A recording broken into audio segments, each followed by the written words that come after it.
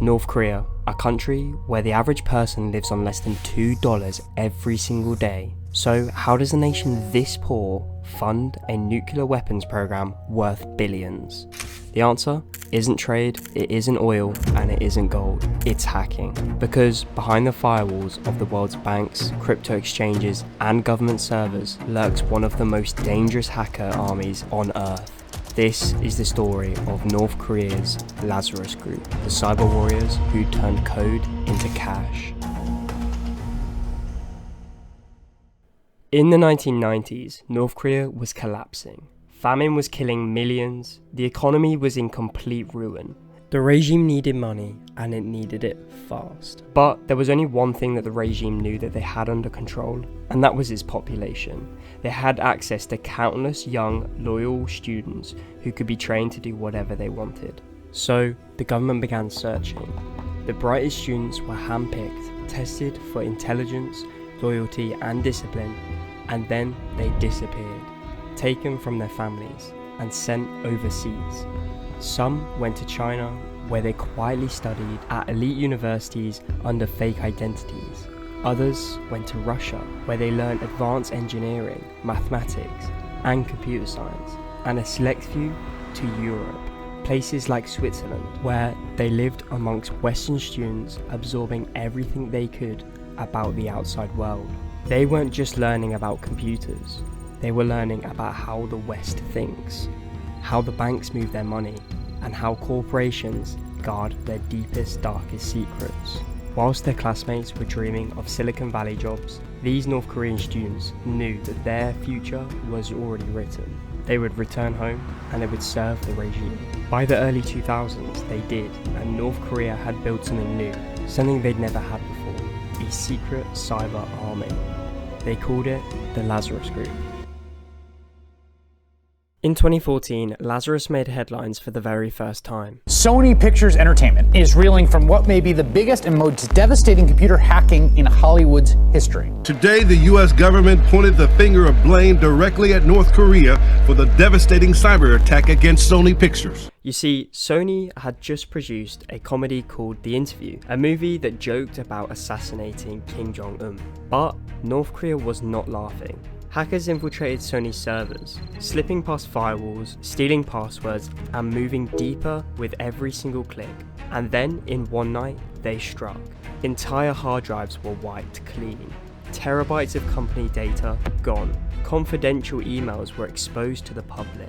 Private conversations between executives suddenly splashed all over the internet. And it didn't just stop there. The hackers leaked unreleased movies weeks before they premiered. They even posted the salaries of the top Sony employees, revealing the massive pay gaps that sparked outrage within the company. The damage was well over 100 million in losses, but money wasn't really the goal. This was about humiliation, a warning to anyone who dared mock the regime. And it worked. Sony, under the enormous pressure, cancelled the release of The Interview in theatres.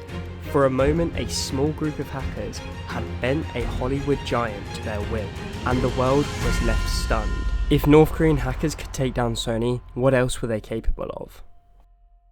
In 2016, Lazarus attempted something far bigger, the Bangladesh bank heist. For months, Lazarus hackers quietly burrowed into the bank's servers. They mapped out their defences and studied their routines. They found the weak spots of all of the SWIFT network. SWIFT is the backbone of international finance, a messaging system used by thousands of banks every single day to move trillions of dollars.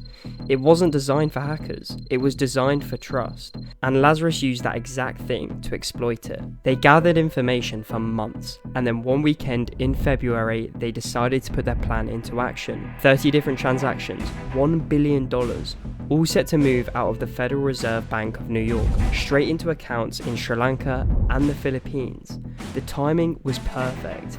It was Friday night in New York, Saturday in Bangladesh, and Sunday in Manila. 3 different time zones, 3 different weekends, and no one was watching. and it almost worked. By Monday morning, $81 million was completely gone, vanished into the maze of shell corporations and casinos in the Philippines. But one transaction triggered suspicions, not because of an alarm, not because of some cutting-edge cybersecurity, because one of the hackers made a spelling mistake. Instead of Shalika Foundation, they wrote Shalika Foundation, and that one typo froze the other transactions. It stopped $951 million from leaving the bank that day, and saved the world from what could have been the largest cyber theft in history. Still, $81 million was gone. The message was clear: North Korea was not hacking for fun anymore. It was about survival, and the entire global financial system had just been shown its weakest link. As 2026 rolled around, North Korea didn't need banks anymore. It was looking for a loophole, and crypto was exactly that. It was fast, anonymous, and most importantly, unregulated. Just wallets, passwords, and a lot of blind trust, which, for a regime that was cut off for the world, it was perfect. So Lazarus decided to attack the exchanges, not with brute force, with craft. They studied the targets, learnt habits, and found tiny doors. Phishing emails to support staff, fake vendor updates that carried invisible code, stolen credentials from careless admins, even mock-ups of login pages that looked real. One click, one password, and they were inside. And once inside, they looked for hot wallets, the wallets that sit connected to the internet, ready to move money. They drained them in seconds. At night when monitoring was thin, during holidays when volume masked movement, they deleted all the logs of what they'd previously done. They even mimicked normal traffic. To investigators, the thieves looked like glitches, not attackers. South Korea's exchanges froze accounts and halted trading. Japanese firms scrambled to patch servers. Startups in the US woke up with empty balances. Between the years 2017 and 2022, their harvest was massive. Over $2 billion in crypto. In 2022 alone, roughly $1.7 billion was taken. All it took was a few keystrokes and billions disappeared. Now, when the money left its exchanges, it moved quickly, but the headline was the scale. All it took was a small team, a tiny entry point, and it had a massive payout. So, who are these hackers? FBI have charged people, Interpol have issued red notices, and private security firms have followed them into the shadows. But the truth is colder than you would expect.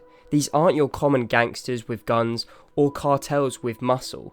They're everyday engineers, programmers, state employees. They're paid to break into things and steal money. They don't cross borders to hide. They don't need to. They sit inside Pyongyang or in state-run offices abroad. They work normal hours, they drink the same tea as you do, and then quietly they launch storms that affect millions of people day to day. They live behind the keyboard, they move through networks, and they erase their tracks. To the world, they're anonymous faces on wanted posters. To the handlers that manage them, they are precious tools, invisible, untouchable, and most importantly, unstoppable. And this shows you exactly how wars are changing now in the modern day. For decades, wars were fought with just bombs, soldiers, and bullets. You could see your enemy, you could hear the explosions, and you could count the bodies. But today, war is invisible. They happen in silence, in servers, in code. North Korea, one of the world's poorest nations, has stolen billions without using tanks, no missiles needed, just keyboards. And if a small, isolated country can do this, what happens when the richest nations join in? When the US, China, and Russia all unleash their cyber armies? The battlefield has changed. Borders mean nothing. Weapons don't have to explode to destroy, and the first cyber war might already be on its way.